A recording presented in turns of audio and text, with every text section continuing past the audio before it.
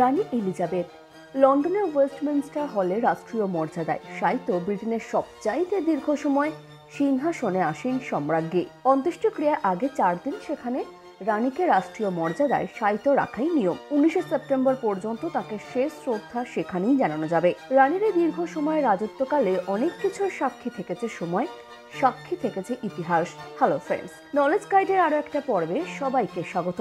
আজ আপনাদের জন্য তুলে ধরার চেষ্টা করেছি রানী দ্বিতীয় এলিজাবেথের অভিষেকের গল্প, ভারত বাংলাদেশ সফর সহ আরো কিছু জানা অজানা ঘটনা। তাই ভিডিওটি স্কিপ করে দেখবেন না, ভালো লাগলে লাইক শেয়ার করে দেবেন। আর নতুন নতুন ভিডিওর নোটিফিকেশন পেতে চ্যানেলটি সাবস্ক্রাইব করতে ভুলবেন না। তাহলে চলুন শুরু করা যাক।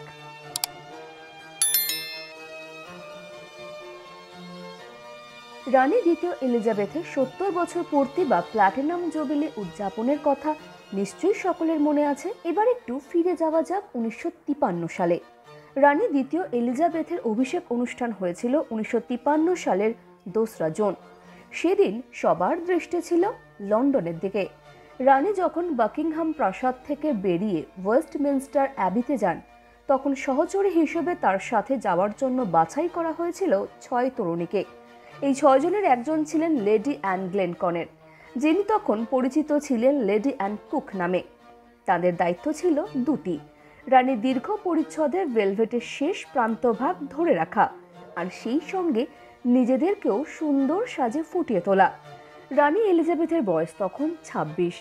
তিনি আবদার করেছিলেন যে তার অভিষেক অনুষ্ঠানটি যেন সরাসরি টেলিভিশনে দেখানো হয়। রাজ পরিবারের এই অনুষ্ঠানটির কিছু কিছু ঐতিহ্য বহু শতকের, 900 বছর আগে থেকে চলছে। The Lord Great Chamberlain, with the Queen's assent, commanded Black Rod, Lieutenant General Sir Brian Horrocks, to go to the House of Commons and bid its members to come to the upper house. The state opening of Parliament is the one occasion in the year. 7 ঘন্টা ধরে সেদিনের অনুষ্ঠান সরাসরি দেখানো হয়েছিল টেলিভিশনে। রানী দ্বিতীয় Elizabeth তার দূর সম্পর্কের কাজিন ডিউক অফ এডেনবার্গ প্রিন্স ফিলিপকে 1947 সালের নভেম্বরে বিয়ে করেন। এই রাজকীয় বিয়ের অনুষ্ঠান আন্তর্জাতিক এক রেডিওতে সরাসরি সম্প্রচার করা হয়েছিল এবং অনুষ্ঠানের গুরুত্বপূর্ণ কিছু ভিডিও টেলিভিশনে দেখানো হয়, যা আগে কখনো হয়নি। সালটা 1961, 21 জানুয়ারি। পাকিস্তান সফর শেষ করে রানী এলিজাবেথ আর তার স্বামী প্রিন্স ফিলিপকে নিয়ে রাজকীয় বিমান নেমেছিল দিল্লির মাটিতে। স্বাধীন ভারতে সেই প্রথম পা রেখেছিলেন রানী, যে দেশ ছেড়ে ইংরেজরা চলে গিয়েছিল তার 14 বছর আগে।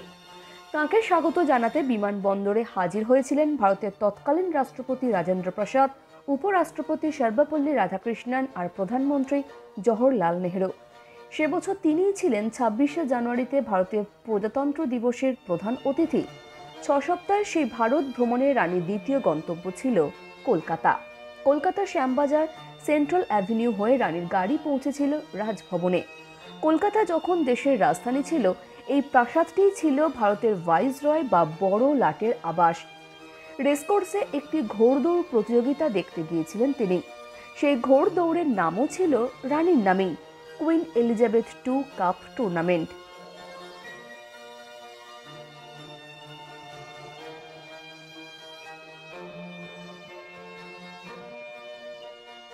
এরপরে আবারও রানী এলিজাবেথ ভারত সফরে এসেছিলেন 1983 সালে। 1983 সালের দ্বিতীয় ভারত সফরে রানী দ্বিতীয় এলিজাবেথ দিল্লিতে মাদার টেরেজার হাতে তুলে দিয়েছিলেন অর্ডার অফ মেরিট সম্মান। And now to another great experience, to East Pakistan, where cheering crowds at Dhaka's airport echo the ovation of the West. 1983 সালের নভেম্বর মাসে স্বাধীন বাংলাদেশে মাত্র একবার সফরে এসেছিলেন রানী দ্বিতীয় এলিজাবেথ। 4 দিনের সরকারি সফরের একদিনে তিনি গাজীপুরের শ্রীপুর উপজেলার বৈরাগীর চালা গ্রাম দেখতে গিয়েছিলেন। সে সময় তিনি বাংলাদেশের একটি গ্রামের নারীদের দেখতে গিয়েছিলেন।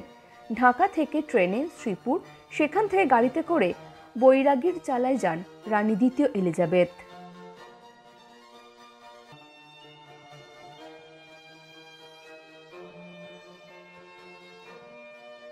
সারা বিশ্বে সবচেয়ে বেশি সময় ধরে যারা শাসন কাজ পরিচালনা করেছেন, তাদের মধ্যে রানী দ্বিতীয় এলিজাবেথ ছিলেন তৃতীয়। এই 70 বছরের প্রযুক্তি খাতে নানা ধরনের অগ্রগতির সাক্ষী থেকেছেন তিনি। 1950-এর দশকে টেলিভিশন প্রযুক্তির উন্নয়ন, 1969 সালে চাঁদের মাটিতে প্রথম মানুষের পা রাখা, মহাকাশে স্পুটনিক 1-এর উৎক্ষেপণ, মানুষের প্রথম সিটি স্ক্যান, ইনজেকশনের মাধ্যমে পোলিও টিকা আবিষ্কার, চিকিৎসা বিজ্ঞানের অগ্রগতি, মাইক্রোসফট অ্যাপলের প্রতিষ্ঠা, ইন্টারনেটের উত্থান, মোবাইল ফোনের আবিষ্কারের মতো নানা প্রযুক্তির আবিষ্কার ও অগ্রগতির সাক্ষী ছিলেন রানী দ্বিতীয় এলিজাবেথ। আগামী দিনে এই রকম আরো অনেক অজানা তথ্য আপনাদের সামনে তুলে ধরার চেষ্টা থাকবে আমাদের। কেমন লাগলো অবশ্যই জানাবেন, শেয়ার করতে পারেন নিজের মতামত। নতুন পথে এগিয়ে যেতে অবশ্যই আপনাদের সাপোর্ট দরকার। আমাদের পেজ নলেজ গাইড লাইক করুন, শেয়ার করুন, আর সবার আগের নোটিফিকেশন পেতে অবশ্যই সাবস্ক্রাইব করুন।